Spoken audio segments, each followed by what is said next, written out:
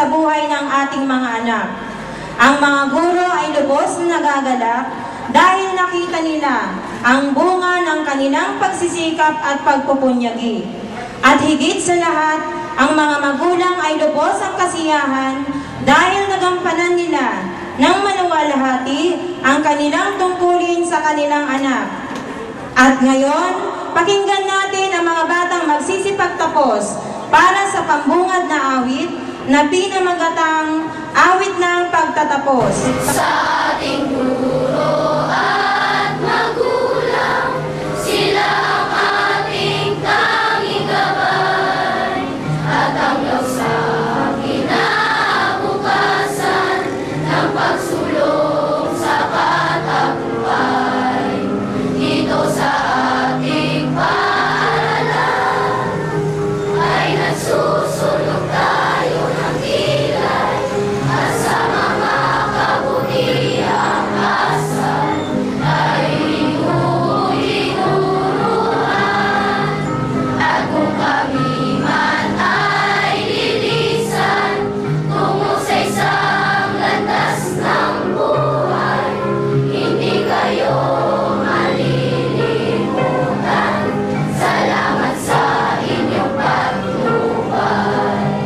Sa ating guro at magulang, sila ang ating tanging gabay, at anglaw sa kinabukasan ng pagsulong sa katagumpay.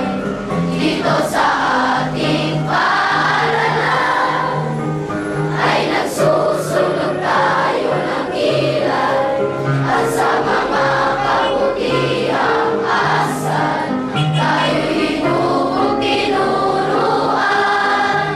At kung kami man ay lilisan tungo sa isang landas ng buhay, hindi kayo malilimutan.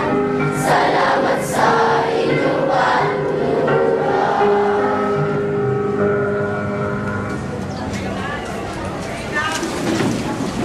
Maraming salamat mga bata sa inyong madamdaming pag-awit. Pakinggan natin ang pagtanggap na pananalita ni Hazel R. Gubuan, ang batang nagkamit ng pangalawang karangalan. Sa ating mga panauling pandangal, mga punong guro ng iba't ibang paaralan sa purok ng gitnang Valenzuela, mga masisipag na guro dito sa ating paaralan, mga minamahal naming magulang at kapwa ko magsisipagtapos. Kami naririto upang ipabatid ang aming lubos na kaligayahan sa inyong pagdalo sa mahalagang araw na ito sa aming buhay. Hayaan niyo po na kayong mga nakaupo sa aming harapan ay maging inspirasyon namin upang marating ang aming pangarap sa buhay. Binabati ko ang lahat ng kapwa ko magsisipagtapos sa araw na ito. Isang mapagpala at masiglang umaga sa inyong lahat.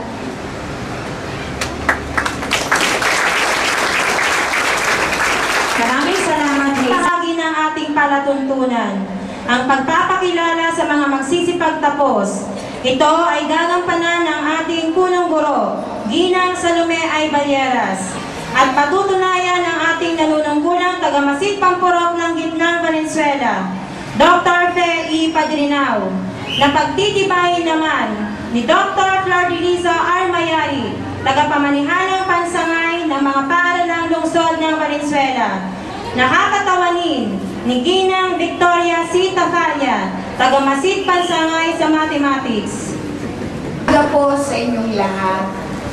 Bago ko po ipakilala ang mga batang magsisipagtapos sa araw na ito, bayaan niyo munang pasalamatan ko ang mga magulang na nandito na walang sawang tumutulong sa Kanumay East Elementary School at sumusuporta sa kanilang mga anak sa iba't ibang asignatura at anumang gawain na uukol sa paaralang ito. Pinasasalamatan ko din ang ating Kapitan Rene Trinidad, ang ating konsyal Andy, ang ating SK na walang iba kundi si Princess Lunesa, ang ating PTA President, si Ma'am Raquel Balatico, at sa inyo mga magulang, maraming salamat po sa ating magaganda, mababait, mga gwapo at masisipag na mga guro.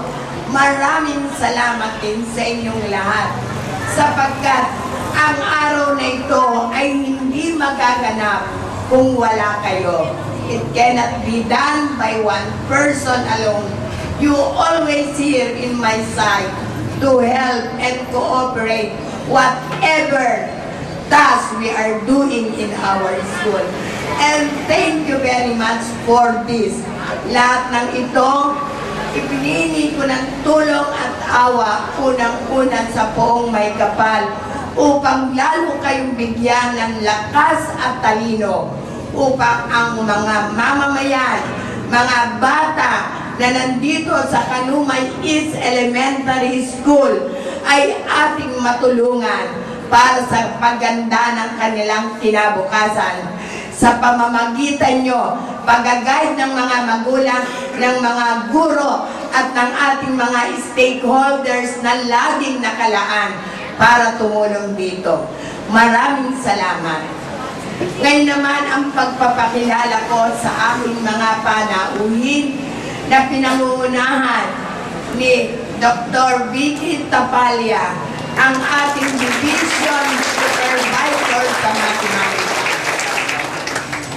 Si Dr. Pe Ipadrinaw, ang ating nanunungkulang District Supervisor at Malinta Elementary School Principal. Kay Ginoong Jack Manahan na punong guro ng Lawang Bato Elementary School. Kay Bini Consuelo Santiago, punong guro ng Ignite Elementary School. Ginang Gloria D. Moreno, ang punong guro ng Limunan Elementary School. At ang ating punong guro ng Punturin 1 Elementary School,